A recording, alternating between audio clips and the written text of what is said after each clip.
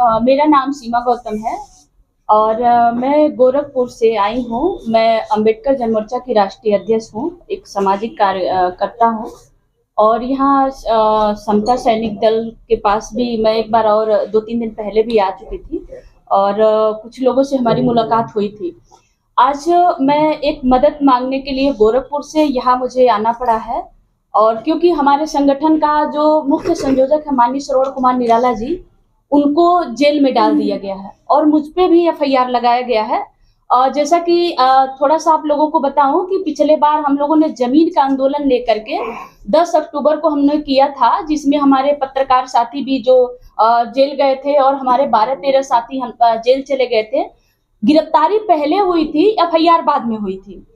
वो लगातार 1 साल से करीब 6 बार हम लोगों पे एफआईआर किया गया और 17 घंटा 15 घंटा 4 घंटा पहले ही हम एफआईआर करने से पहले उठाया जाता है, न किसी को बताया जाता है, न संगठन को, न परिवार को। मतलब जब फोन ऑफ आने लगता है तब हम लोगों को पता चलता लग रहा है कि किसी का गिरफ्तारी हो गई है।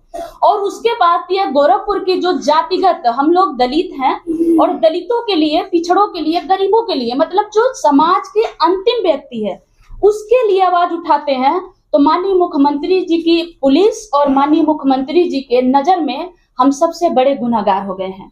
आज के डेट में ये है कि मैं यहाँ इसलिए आई हूँ कि मैं ये गारंटी नहीं दे सकती हूँ कि मैं यहाँ से जाऊंगी तो 9 बजे 10 बजे रात को मैं घर जाती हूँ तो मेरा भी इनकाउंटर किया जा सकता है या श्रवण कुमार निराला जी का इनकाउंटर किया जा सकता है, ये कह करके कि ये अवैध असलाहा रखे हैं या चरस अफीम कुछ भी उनको ऐसा उनके ऊपर लगाया जा सकता है या मेरे ऊपर लगाया जा सकता है। मैं आपको एक छोटी सी घटना बता रही हूँ कि अभी समूह लोन एक चल रहा है गांव में, जो उत्तर प्रदेश में एक समूह लोन जो सरकार है चला रही है महिलाओं को मजबूत बनाने के लिए। लेकिन उस समूह लोन के आड़ में जिसके पास भी 4 करोड़ 5 करोड़ रुपया जो सत्ताधारी हैं, पूंजीपति हैं, वो लोग दे रहे हैं और वो कह रहे हैं कि 2% सरकार के द्वारा दिया जा रहा है, 2% ब्याज दर है, जबकि लिखित रूप से जो उनके द्वारा पेपर दिया जाता है, जो कहिए कि पासबुक वगैरह जो भी देते हैं वो पेपर देते हैं महिलाओं को, उसमें 25% से 26% 28% ब्याज दर है। ये खेल यही नहीं रुक रही है, वसूली करने की जो बात आती है तो वसूली उनके घर के ताला तोड़ करके उनके गैस सिलेंडर उठा ले जाते हैं, उनके राशन उठा ले जाते हैं, उनके मतलब मारना पीटना तक से लेकर के यहाँ तक कहते हैं कि अगर तुम समय से नहीं चुकाओगी तो तुम्हारे, अगर किसी की बेटी जवान है तो कहते हैं तुम्हारी बेटी को उठा ले जाएंगे। ये कहते हैं कि तुम खुद को बेचो, 9 बजे 10 बजे रात तक किसी महिला के घर पे बैठे रहते हैं। इसके खिलाफ हम लोगों ने आवाज उठाई है। कम से कम सैकड़ों वीडियो है जो गांव के लोकल स्तर पे जो यूट्यूबर हैं, यूट्यूब से जा के अब बना रहे हैं। और जब हम लोगों ने ये आवाज उठाई तो मैं आपको बताऊं कि आरबीआई ने 4 फाइनेंस कंपनियों पे बैन लगा दिया। उन्होंने अनलीगल पाया और उन्होंने ये माना कि मतलब वो पेपर में निकला है पूरा कि ये लोगों का जो वसूली करने का जो है वो गलत तरीके से 4 लोगों पे बैन लगा दिया गया। कुशीनगर की बात करूं, गोरखपुर मंडल का एक जिला है कुशीनगर, कुशीनगर में 5 लोगों पकड़े गए हैं जो अवैध मतलब गलत तरीके से समूह लोन देते थे, महिलाओं का डॉक्यूमेंट्स बदलते थे। ये वहां के एसपी साहब का मतलब वीडियो रिकॉर्ड है, पत्रकारों ने, यूट्यूबरों ने मतलब वीडियो उनका एसपी साहब का जारी हुआ है। उसके बाद भी हमने आवाज उठाई और हमारे ऊपर मतलब आज 35 दिन से श्रवण कुमार निराला जी को जेल में रखा गया है।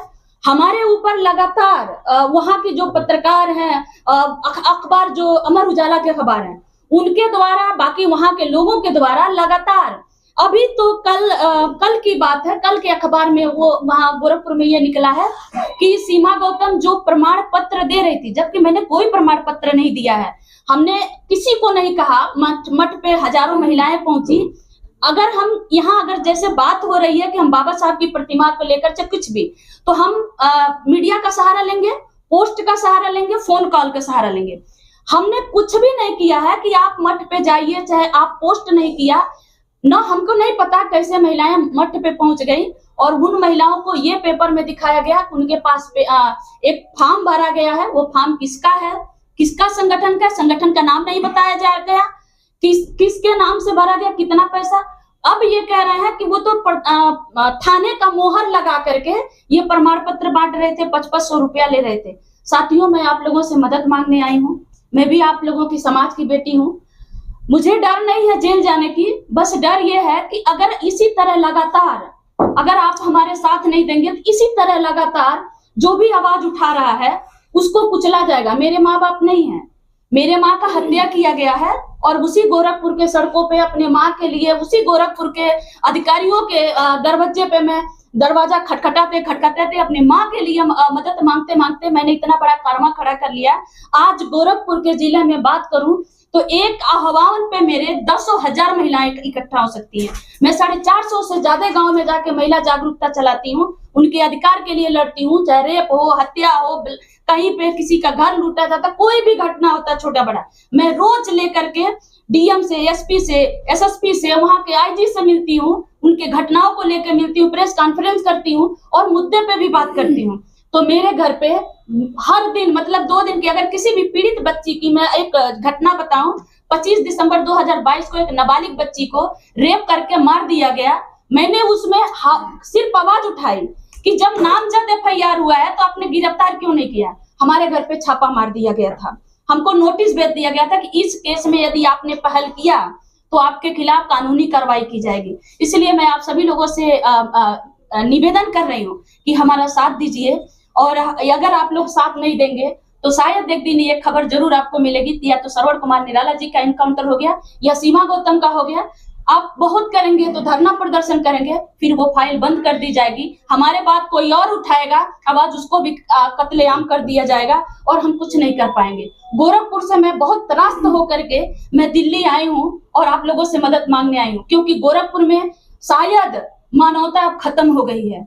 सिर्फ जातिवाद है, सिर्फ दंगा है, जो भी आवाज उठाता है उसको कुचल दिया जाता है, जिस तरह मेरे साथ हो रहा है।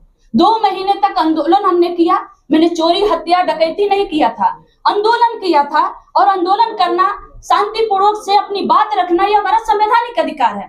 फिर भी हम लोगों को महीनों दिन तक जेल में रखा गया। और मैं कहूँ तो मेरे घर पे 2 महीने तक दिन में 4 बार, रात में 3 से 2 बार छापा मारा जाता था। 2 महीने तक हमको प्रताड़ित किया गया, हमारे घर को कुर्की करने की धमकी दे रहे थे। जाते थे, जो पुलिस जाती थी गोरखपुर की तो कहती थी सीमा गौतम गैंगस्टर हैं, सीमा गौतम अपराधी हैं, वो हत्यारन है। मतलब हमने आंदोलन किया जनता के मुद्दे पे। आप कहते हैं, गोरखपुर के माननीय मुख्यमंत्री योगी आदित्यनाथ जी से मैं सवाल भी कर रही हूँ कि आप कहते हैं दलितों के लिए मैं ये कर रहा हूँ, दलितों के लिए वो कर रहा हूँ, महिलाओं के लिए कर रहा हूँ, तो मैं भी तो आपकी राज्य की बेटी हूँ, मैं भी तो गोरखपुर की दलित की बेटी हूँ। आप प्रोग्राम चलाते हैं कि मैं गोरखपुर की बेटी हूँ, मैं क्या गोरखपुर की अपराधी हूँ? मैं क्या गोरखपुर की लुटेरा हूँ? मैं भी तो गोरखपुर की बेटी हूँ, लेकिन मेरे साथ क्यों इतना अत्याचार किया जा रहा है? क्योंकि मैं दलित की बेटी हूँ और मैं दलितों के लिए, समाज में अंतिम व्यक्ति के लिए मैं आवाज उठाती हूँ। श्रवण कुमार निराला जी के हमारे संगठन को आप कह रहे हैं ये आतंकवादी संगठनों से इनका नाता है। आप बताइए, उसी गोरखपुर में हम पैदा हुए, हमारे माँ बाप पैदा हुए, उसी गोरखपुर में हमारे माँ बाप मर गए। श्रवण कुमार निराला जी के पिताजी गन्ना विभाग में अधिकारी थे और वो संघर्ष कर रहे हैं, तो आप हमको बार बार जेल में डाल रहे हैं। इसलिए साथियों, आप सभी लोगों से आग्रह है कि हमारा मदद करिए।